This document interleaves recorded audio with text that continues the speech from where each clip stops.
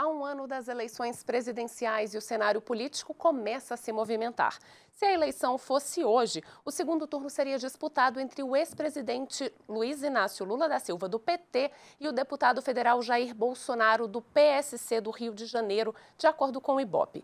Já em uma eleição sem Lula, a liderança pode estar dividida entre Bolsonaro e a ex-senadora Marina Silva, da Rede. Será? O Novos Tempos está só começando e a conversa é sobre as pesquisas eleitorais para as eleições presidenciais de 2018. Todas as previsões citadas foram feitas pelo Ibope, que ouviu 2.002 pessoas em todos os estados entre os dias 18 e 22 de outubro. Vários institutos iniciaram as previsões para o cenário político do próximo ano. Vamos entender o funcionamento desse tipo de pesquisa? De acordo com um levantamento feito para a revista Época em 2014, Aécio Neves sairia vencedor das eleições no segundo turno quando disputou a presidência com Dilma Rousseff. Mas sabemos que não foi isso que aconteceu. No ano passado, nas eleições municipais, Alexandre Calil tinha a maioria das intenções de votos no segundo turno, de acordo com o Instituto Datafolha, o que se confirmou nas urnas. Mas como as pesquisas podem errar e acertar? Elas são realmente confiáveis? E pesquisas eleitorais começaram a ser feitas ao longo da década de 1920, ou seja, praticamente um século atrás, e foram evoluindo ao longo do tempo, e a partir mais ou menos da metade do século passado, elas se consolidaram como uma metodologia, digamos assim, já parametrificada. Ela consiste na realização de uma seleção de entrevistados com base em métodos estatísticos, a gente chama essa seleção de amostra. É um conjunto de pessoas que, estatisticamente, tenderia a representar o todo. Muitas pessoas acham que as pesquisas envolvem muitos interesses. Como lidar com todos esses interesses sem perder a credibilidade? As pesquisas, ou seja, não apenas a pesquisa Vox Populi, mas de outras fontes de pesquisa, quanto mais melhor, são fundamentais para que o eleitor possa selecionar e possa aumentar o grau de informação e o grau de certeza com que ele toma determinadas decisões e escolhe um ou outro candidato. Portanto, considerar esse processo um processo isento de interesses é mais ou menos como você imaginar um mundo sem pessoas ou um mundo sem sentimentos. Então, essa discussão a respeito de qual é o interesse da pesquisa? O interesse da pesquisa é tentar ser objetivo perante o processo, tá certo? A grande vantagem da pesquisa é que ela devolve ao eleitor uma visão que ela não é editorializada, como é a visão, por exemplo, dos veículos. O Congresso brasileiro já tentou modificar a legislação para limitar as pesquisas eleitorais. O poder de influência dessas ferramentas de consultas populares é um assunto que levanta discussões. O chamado voto útil sempre é utilizado e sempre é estimulado. O eleitor gosta de votar naquele que tem chance de ganhar. Então, qualquer candidatura, quando ela começa a liderar as pesquisas, ela tem, naturalmente, uma tendência de ser vitoriosa. Mas isso não quer dizer nada. Nós temos zebras eleitorais. Alguns candidatos que estavam mal situados em pesquisas, conforme a performance no horário eleitoral, conseguem reverter a situação. Outros tipos de consultas de opinião do eleitorado também são feitas pela internet. Na página do Vote na Web, o usuário pode se informar e opinar sobre projetos de lei em tramitação no Congresso. No portal, é possível saber a opinião das pessoas de acordo com segmentos como faixa etária, sexo e região do país em que moram, além de conhecer outros projetos de lei dos parlamentares. Apesar das pesquisas serem um importante instrumento para as democracias, para o professor de Direito Constitucional, os resultados divulgados não devem ser o principal fator para a escolha de um voto. O ideal é que saiba analisar as pesquisas no momento que elas são feitas e tem que perceber, né, a proposta do candidato, tem que perceber a história do candidato, tem que perceber se o candidato é uma pessoa honesta, capacitada, qualificada e qual a contribuição que ele já deu ao país, que ele pode ainda propiciar ao país. Lula assumiu a pré-candidatura à presidência da República no dia 13 de julho, um dia após ser condenado a 9 anos e 6 meses de prisão pelo juiz federal Sérgio Moro em processo da Operação Lava Jato. Em função disso, Lula pode não disputar a eleição de 2018, caso a decisão seja confirmada em segunda instância. Fato que, de acordo com as pesquisas, também abre caminho para Ciro Gomes. Cenário político movimentado e, por isso, eu e o professor Edivar Guimarães, representante do Ânima, Sistema Avançado de Formação da PUC-Minas, recebemos o doutor em Ciência Política e professor da PUC-Minas, Malco Camargos. Professor, seja muito bem-vindo. Independente de termos Lula ou não, o próximo presidente acaba enfrentando uma crise, sobretudo, de credibilidade? Não só o próximo presidente, mas também o próximo Congresso Nacional, os nossos deputados e os nossos senadores. No momento, toda a classe política vive uma crise de representatividade e também uma crise de desconfiança. O eleitor não vê neles a possibilidade de atuarem em defesa dos seus interesses e, mais do que isso, desconfia da sua atuação, achando que eles estão muito mais voltados aos próprios interesses do que dos interesses daqueles que votaram, que justificam o seu funcionamento. Agora, Malco, esses dados que estão saindo aí, num marco aí, praticamente como foi dito, né, de um ano das eleições presidenciais, como que você pode ler os dados dessa pesquisa? O que revelam esses dados? Como é que você faz a leitura dessa conjuntura aí? Toda pesquisa ela é retrato de um contexto daquele momento que ela é realizada. Então, essa pesquisa do Ibope, que foi apontada aqui na abertura, é um retrato de agora, uma pesquisa atual. Não quer dizer que será este cenário, de fato, o que será revelado ao se abrir as urnas. Se fosse assim, não precisava ter eleição, bastava se fazer pesquisas, né? Agora, o que é muito importante neste momento das pesquisas é porque elas mexem com o jogo político e com a vontade dos atores. Aqueles que estão na frente neste momento têm um espaço de mídia maior. Tendo um espaço de mídia maior, acaba que eles têm mais chances de estar bem posicionado, de fato, quando a disputa for começar, que será só no segundo semestre de 2018. As pesquisas indicam Lula na frente. Por que, então, que as mídias não deram cobertura a essas caravanas, que parece, pelo que eu li, bastante participadas?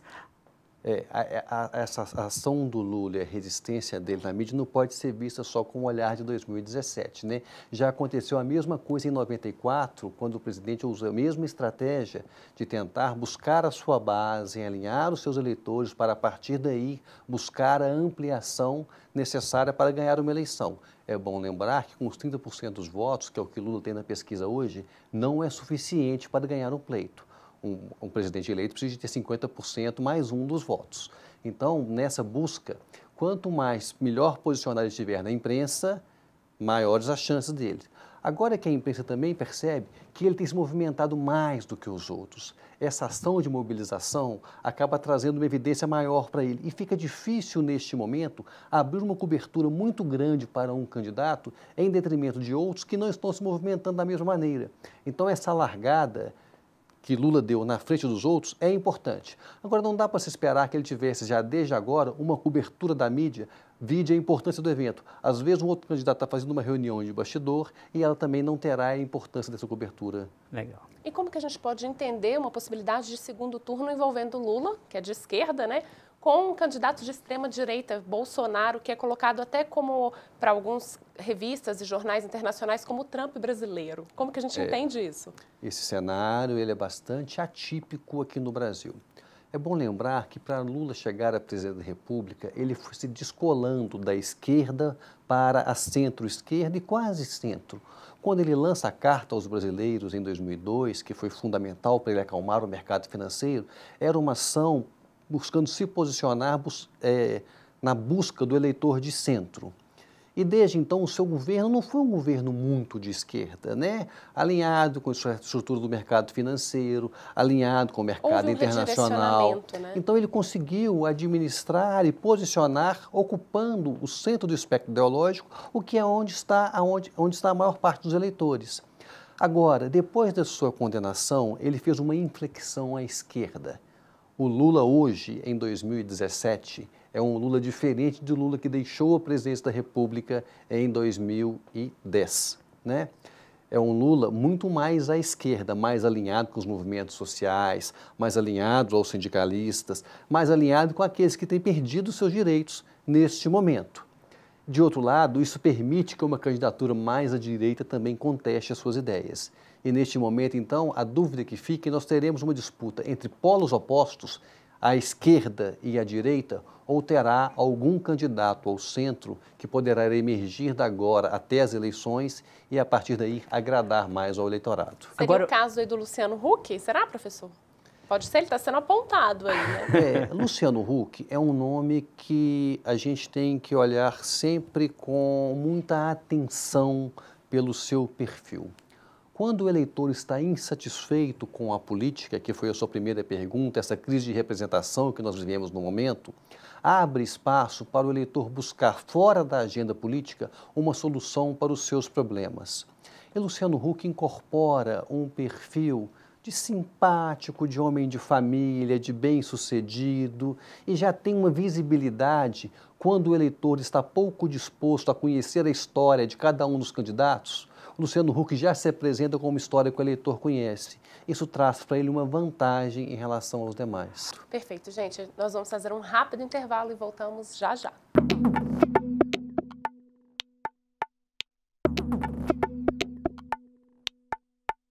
O ex-presidente da República, Luiz Inácio Lula da Silva, e o deputado federal Jair Bolsonaro entraram na mira do Tribunal Superior Eleitoral por propaganda eleitoral antecipada. Ambos negaram as acusações.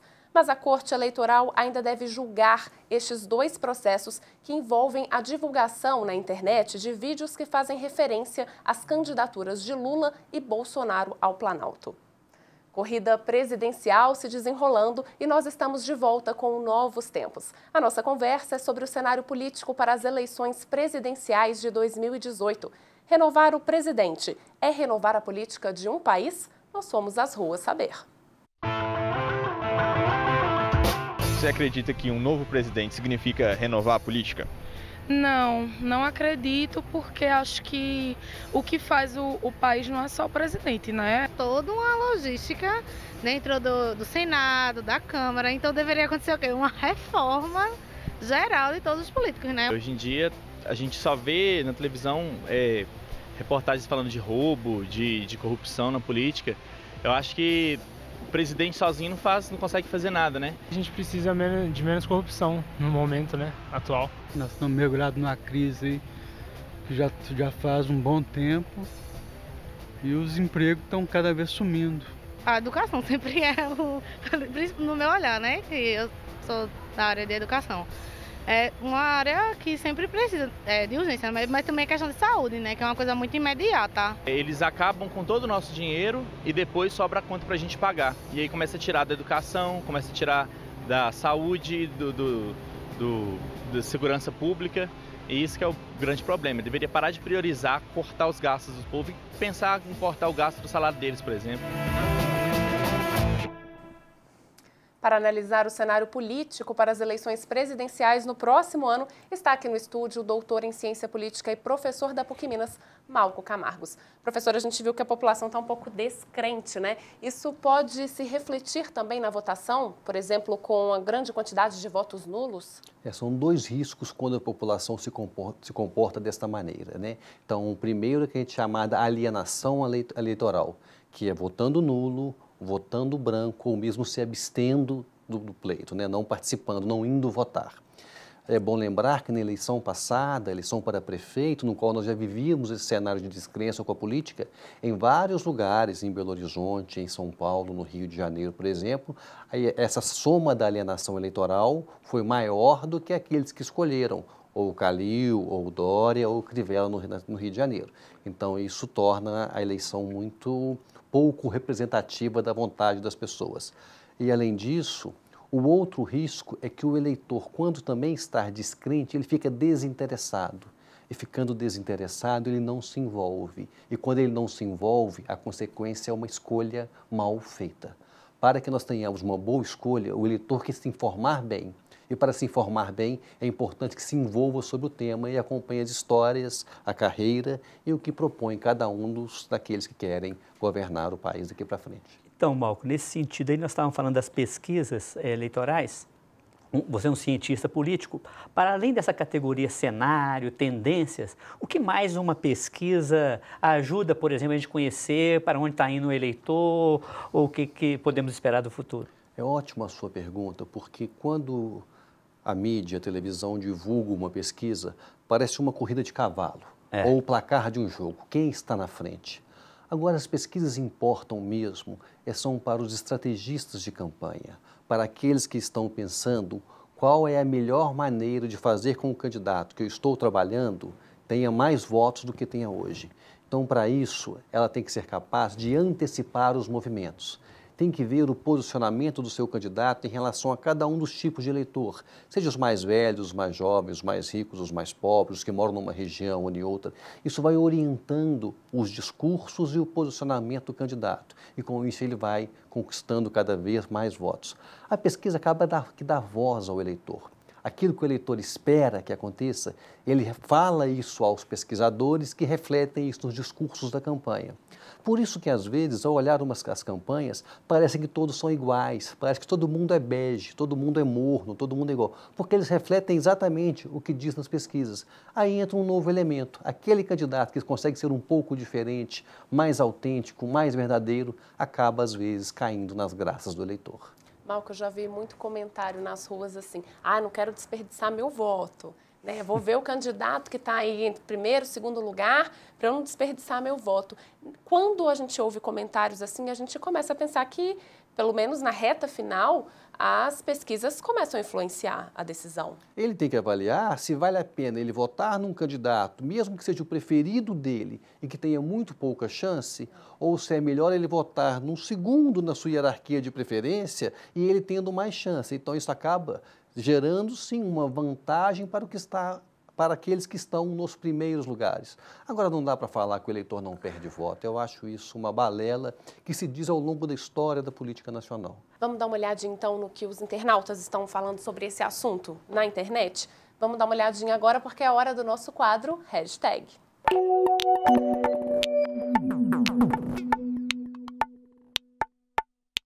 O eleitor tem que pesquisar o candidato e não as pesquisas eleitorais. Quem escolhe nossa roupa, comida, etc., somos nós e não nosso vizinho, amigo. Pensando fortemente em votar nulo ano que vem, eleições 2018, estamos vivendo a história do futuro. Nossos filhos e netos vão estudar a vergonha da política que vivemos hoje. E, por último, eu estou cada vez mais crítico ao modelo de sociedade que formamos no Brasil. Não vejo solução que possa ser definida nas eleições de 2018. Pois é, Malco. Vamos lá. Eu fico pensando um pouco na quantidade de partidos que nós temos, né? A gente tem hoje 35 partidos, tem uma lista de outros 58 aguardando aí o registro. Será que essa variedade enorme de partidos, de opiniões e de políticos acaba interferindo na opinião das pessoas que ficam um pouco perdidas no meio desse cenário? Sem nenhuma dúvida, né? Um partido, ele deveria significar um atalho. Uma vez que determinado político compõe determinada agremiação partidária, era de se esperar que ele se comportasse da mesma maneira. A gente não precisaria saber da história de cada um dos políticos, de cada uma das pessoas. Bastaria saber a história e o que defende cada um dos partidos. O problema é que no Brasil, atualmente, desses 35 partidos, poucos que têm uma identidade programática forte, poucos exercem essa função de ser um atalho para o eleitor. Então, isso aumenta muito o trabalho do eleitor, que tem que pesquisar, além dos partidos, o que pensa cada um dos seus membros. Isso traz, então, custos de informação muito altos, uma vez que pensar sobre política é mais uma das coisas que a gente faz no nosso dia a dia. Agora, Malco, em eleições passadas a gente viu um poder dado muito grande ao marketing político, né? Pessoas que trabalhavam a imagem do candidato. Com essas insistências, por exemplo, do descrédito da política e tal, você acha que o eleitor vai continuar surpreendendo os candidatos nessas eleições aí, ou já dá para fazer assim, um diagnóstico do que vai acontecer? Não, mas eu acho que o papel do marketing político continuar sendo preponderante, né? Mesmo que ele seja travestido, às vezes, de um discurso que do chega de política.